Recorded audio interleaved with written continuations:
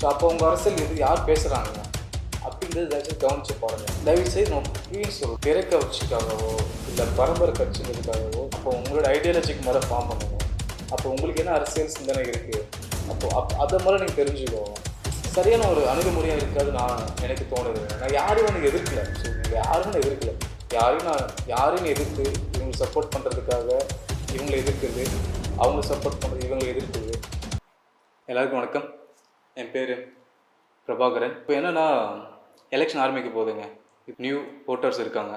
எனக்கு அவங்கக்கிட்ட சில கேள்விகள் இருக்குது. இப்போ நம்ம அரசியல் எடுத்துக்கிட்டோன்னா எல்லோரும் சொல்கிற ஒரே வார்த்தை அரசியல். உனக்கு எதுக்கு உனக்கு தேவையான வேலை, உருப்படுற வேலையை பாரு அப்படின்ற விஷயந்தான். பட் நான் என்ன சொல்கிறேன்னா, ஐயா நீங்கள் உலக அரசியல் தெரிஞ்சுக்கிறீங்களோ இல்லையோ, அட்லீஸ்ட் நீங்கள் ஓட்டு போட போகிறீங்க, அதுக்காவது நீங்கள் சில அரசியல் புரிதல் உங்களுக்கு இருக்கணும். ஓகேங்களா? நீங்கள் வாக்காளர். ஸோ அந்த அரசியல் புரிதல் கண்டிப்பாக உங்களுக்கு இருக்கணும். ஓகே, இப்போது எனக்கு என்னென்னா, இப்போ எடுத்துக்கலாம். இப்போ ஓட்டர்ஸ் எப்படி இருக்காங்கன்னு வச்சுக்கோங்களேன்.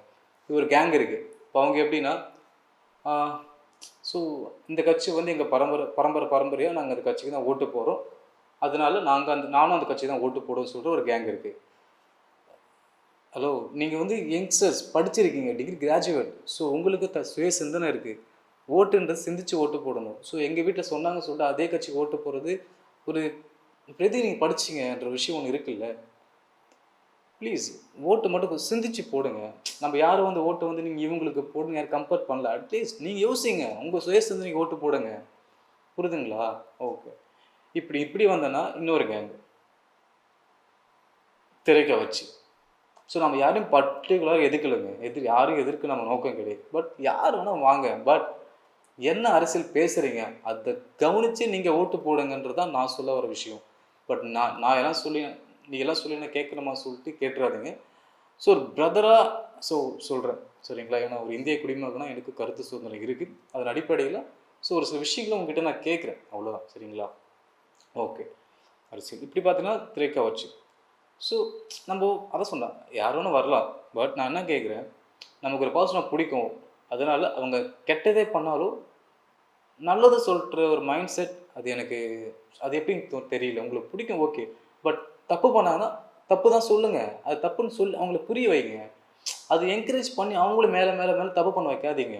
ஒரு பர்சனை பிடிக்குன்றதுக்காக ப்ளீஸ், அவர் என்ன அரசியல் பேசுகிறாரு கவனிச்சு கேளுங்க. அவர் பேசுகிற அரசியல் கரெக்டாக இருக்கா? இப்போது நீங்கள் ஓட்டு போட போகிறீங்க, மெயின் விஷயம், நான் இவர் சரியில்லை அவர் சரியில்லை அதெல்லாம் சொல்லாதீங்க. நீங்கள் என்ன ஐடியாலஜிக்கில் இருக்கீங்க, உங்களோட அரசியல் நிலைப்பாடு என்னவாக இருக்குது, நீங்கள் எப்பேற்பட்ட அரசியல் விரும்புகிறீங்க, அதாவது இயற்கை சார்ந்த அரசியலை விரும்புகிறீங்களா, இல்லை டெவலப்பிங் சார்ந்த அரசியலை விரும்புகிறீங்களா, இப்படின்ற விஷயம் இருக்குது. எனக்கு ஃப்யூச்சர் டெவலப் தான் வேணும் அப்படின்னு நினைக்கிற பீப்புள் இருக்கீங்க. அதே மாதிரி எனக்கு ஃப்யூச்சரில் நான் ஹெல்த்தியாக இருக்கணும், ஸோ அதனால் இயற்கை சார்ந்த வாழ்க்கை தான் எனக்கு வேணும். அப்போ அவங்க ஓட்டு போடலாம். அப்படி ஓட்டு போடுங்க. நமக்கு உங்களை பிடிக்கும், இவங்க வந்து நம்ம வீட்டில் இவங்க தான் போடுறாங்க, அதனால் இவங்க தான் ஓட்டு போடுன்னு சொல்லிட்டு ப்ளீஸ் அதை மட்டும் பண்ணாதீங்க. ஆனால் ஒரே விஷயம், இயற்கையை சார்ந்ததுனா மட்டும்தான் மனுஷன் ஹெல்த்தியாகவும் இருப்பான், நாடும் வளமாக இருக்கும். இயற்கையை அடிச்சுட்டு நம்ம என்ன டெவலப்மெண்ட் கொண்டு போனாலும் வேஸ்ட். ஸோ உங்களுடைய ஐடியாலஜிக்கு என்னவா இருக்குது, அப்போ உங்களுடைய ஐடியாலஜிக்கு யார் எடுத்து பேசுகிறாங்க அப்படின்னு பாருங்கள், கொஞ்சம் யோசிச்சு பாருங்கள். இப்போது நம்ம இவங்க சரியில்லை அவங்க சரியில்லை, ஃபர்ஸ்ட் ஆஃப் ஆல் நாம் சரியாக இருக்குமா அதாங்க யோசிக்கணும். நாம் என்ன எதிர்பார்க்குறோன்ற விஷயம் முதல்ல உங்களுக்கு தெரியணும். நம்ம எதுவுமே யோசிக்காமல், நம்ம எதுவுமே எதிர்பார்க்காம இவர் சரியில்லை அவர் சரியில்லை குறை சொல்லி நம்ம எதுவும் ஆக போகிறது இல்லை. நாம் என்ன எதிர்பார்க்குறோம், நம்மக்கிட்ட என்ன எதிர்பார்ப்பு இருக்குன்ட்டு முதல்ல நீங்கள் தெரிஞ்சுக்கோங்க. அதான் நான் சொல்ல ஆசைப்பட்றேன். அப்போ உங்களுக்கு என்ன அரசியல் தேவை இருக்குது இந்த இடத்துல. ஸோ அப்போ உங்கள் அரசியல் யார் பேசுகிறாங்க அப்படின்றது தயவுசெய்து கவனித்து பாருங்கள். தயவுசெய்து நான் இப்பயும் சொல்கிறேன், திரை கட்சிக்காகவோ இல்லை பரம்பரை கட்சின்றதுக்காகவோ ப்ளீஸ் அப்படி மட்டும் போகாதீங்க. அது நல்ல ஒரு புரிதல் கிடையாது. சிந்திச்சு வாக்கு செலுத்துங்க. ஓகேங்களா? அதான் சொல்கிறேன். அப்போ உங்களோட ஐடியாலஜிக்கு மேலே ஃபார்ம் பண்ணுங்க. அப்போ உங்களுக்கு என்ன அரசியல் சிந்தனை இருக்குது அதை மேலே நீங்கள் தெரிஞ்சுக்கோங்க. உங்களுக்கு என்ன அரசியல் சிந்தனை இருக்குது, நீங்கள் எப்பேற்பட்ட அரசியல் வர ஆசைப்படுறீங்க அப்படின்ற விஷயத்த முதல்ல நீங்கள் யோசிங்க. ஓகேங்களா? அப்போ தான் இங்கே நல்ல தலைவர் நம்மளுக்கு கிடைப்பாங்க. அதை விட்டுட்டு இல்லை ஒட்டுமொத்த பேரும் அவரை தான் ஃபாலோ பண்ணுறாங்க, அதனால நான் அவரை தான் ஃபாலோ பண்ணுவேன் ப்ளீஸ். அது சரியான ஒரு அணுகுமுறையாக இருக்காது நான் எனக்கு தோணுது. நான் யாரையும் எனக்கு எதிர்க்கல. ஸோ இங்கே யாரும் நான் எதிர்க்கல. யாரையும் எதிர்த்து இவங்களுக்கு சப்போர்ட் பண்ணுறதுக்காக இவங்கள எதிர்க்கிறது, அவங்கள சப்போர்ட் பண்ணுறது இவங்களை எதிர்க்கிறது எதுவுமே கிடையாது. நான் தனிப்பட்ட இதுவாக உங்களை தான் கேள்வி கேட்குறேன். ஒரு வாக்காளராக ஸோ நீங்கள் எப்பேற்பட்ட வாக்கை செலுத்த போகிறீங்க, யாருக்கு செலுத்த போகிறீங்க என்ற இதை தான் நான் கேட்டுட்ருக்கேன். ஓகேவா? செலுத்துகிற வாக்கை சிந்திச்சு செலுத்துங்க. இவங்க எல்லாரும் அங்கே போகிறாங்க, அதனால் நானும் போய் அதனால் அவங்க கூட நானும் ஓட்டு கொடுக்குறேன் போய் போடாதீங்க. இந்த கட்சி தான் ஜெயிக்க போகுது, அதனால் இந்த கட்சிக்கு தான் நான் ஓட்டு போட சொல்ல அந்த கட்சிக்கு போய்ட்டு ஓட்டு போடாதீங்க.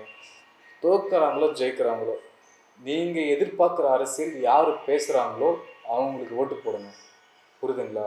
அதான் கரெக்டாக இருக்கும். கடைசியாக ஒன்று மட்டும் சொல்லிக்கிறேன். நம்ம தமிழ் கொஞ்சம் கொஞ்சமாக அழிஞ்சிட்ருக்கு, அதை மட்டும் மறந்துடாதீங்க. ஸோ அதனால் நம்ம அடுத்த தலைமுறைக்கு நம்ம தமிழை கொண்டு போய் சேர்க்கறது எல்லாருடைய கடமை. ஸோ அதனால் நீங்கள் சூஸ் பண்ணுற அரசியல் அடையாளத்துக்கான அரசியலாகவும் நம் நிலத்துக்கான அரசியலாகவும் இருக்கணும். அதை மட்டும் என்றைக்கும் மறந்துடாதீங்க.